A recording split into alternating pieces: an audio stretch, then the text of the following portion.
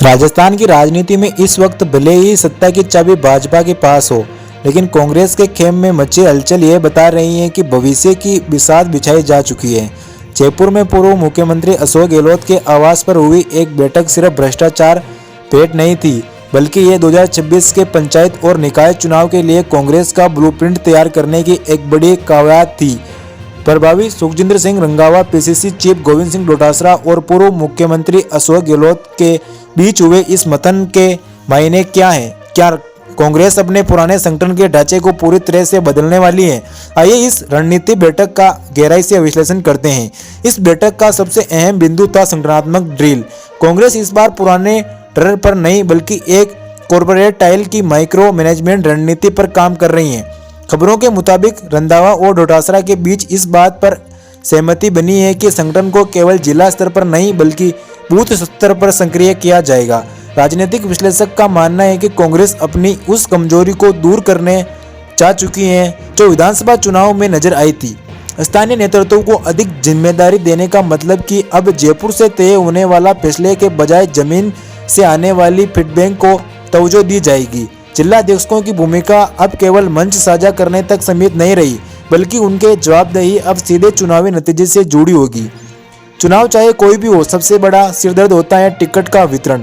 इस बैठक में एक विशेष फॉर्मूला पर चर्चा हुई है। क्या कांग्रेस इस बार वन फैमिली वन टिकट या युवाओं को 50% हिस्सेदारी जैसे कड़े नियमों को स्थानीय चुनाव में लागू करेगी? चर्चा है कि पार्टी इस बार विनेबिलिटी यानी कि जीतने की क्षमता को भी एकमात्र पैमाना बनाएगी। खास करके दल बदल की राजनीति पर कांग्रेस का रुख इस बार कड़ा नजर आ रहा है। बैठक में उन भाजपा नेताओं के नामों पर भी चर्चा हुई है जो कांग्रेस का दामन थामने चाहते हैं, लेकिन संदेश साफ है कि दल बदलो रोड कॉर्पोरेट एंट्री नहीं मिलेगी। स्थानीय समीकरणों को और पुराने कार्यकर्ताओं की नाराजगी को भांपते हुए कि किसी बाहरी को चुनावी मैदान में उतारा जाएगा। ये कदम कार्यकर्ताओं के मनोबल को बनाए रखने के लिए मास्टर स्ट्रोक साबित हो सकता है। बैठक का एक हिस्सा वर्तमान विधानसभा सत्र और सरकार को घेरने की रणनीति पर केंद्रित था। कांग्रेस खुद को एक आक्रामक विपक्ष के रूप में पेश करने की तैयारी में। पार्टी ने उन दुखित रंगों को पहचान लिया जिन पर चोट करके उसे सरकार को बैकफुट पर ला सकती है। पहले महंगाई और बेरोजगारी इस लेवल मुद्दा नहीं बल्कि चुनावी विमर्श का आधार बनाया जाएगा। दूसरा, मनरेगा एक्ट में बदलाव। ग्रामीण के इलाकों में मनरेगा कांग्रेस की बड़ी ताकत रही है। इस किसी भी तरह का बदलाव या बजट कटौती का कांग्रेस ग्रामीण अस्मिता से जोड़कर पेंशन करेगी। और तीसरे, निकायों की वित्तीय स्थिति, शहरी और फंड की कमी को मुद्दा बनाकर कांग्रेस शहरी वोट बैंक में सेंध लगाने की कोशिश में है। इन मुद्दों के जरिए कांग्रेस ये साफ संदेश देना चाहती है कि वो सिर्फ चुनाव नहीं लड़ रही बल्कि आम जनता के हितों की लड़ाई लड़ रही है। सोशल मीडिया पर साझा की गई तस्वीरों को अगर ध्यान से देखा जाए तो इसमें एक राजनीतिक एकजुटता का संदेश भी है।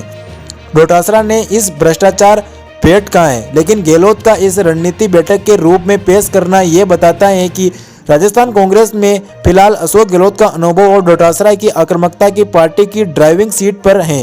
रंधावा की मौजूदगी ये सुनिश्चित करती है कि आलाकमान का सीधा हाथ इस पूरी प्लानिंग के पीछे है। ये एकजुटता इसीलिए भी जरूरी होती है क्योंकि भाजपा का चुनावी तंत्र बेहद मजबूत है। पंचायत और निकाय चुनाव को कांग्रेस केवल स्थानीय चुनाव नहीं मान रही बल्कि इस एक व्यापक राजनीतिक संदेश के तौर पर इस्तेमाल करना चाहती है। गहलोत के आवास पर हुई यह बैठक राजस्थान की राजनीति में आने वाले बदलाव की एक आहट है। बूथ स्तर की सक्रियता, टिकट वितरण में पारदर्शिता और आक्रामक विपक्षी तंवर, यही कांग्रेस के 3 मुख्य हथियार होने वाले हैं। चुनौती बड़ी है कि क्योंकि भाजपा की घेराबंदी मजबूत है, लेकिन अगर कांग्रेस अपने ग्रास रूट कार्यकर्ताओं और फिर से जोड़ने में सफल रहती है तो आगामी पंचायत और निकाय चुनाव के नतीजे राजस्थान की राजनीति को नई पटकात लिख सकती। क्या गहलोत और डोटासरा की ये जुगलबंदी भाजपा के विजय रथ को रोक पाएगी? ये देखना फिलहाल दिलचस्प होगा। राजस्थान की राजनीति के हर बड़े अपडेट और गहन विश्लेषण के लिए जुड़े रहे न्यूज वीएस के साथ और न्यूज वीएस को सब्सक्राइब करना ना भूलें।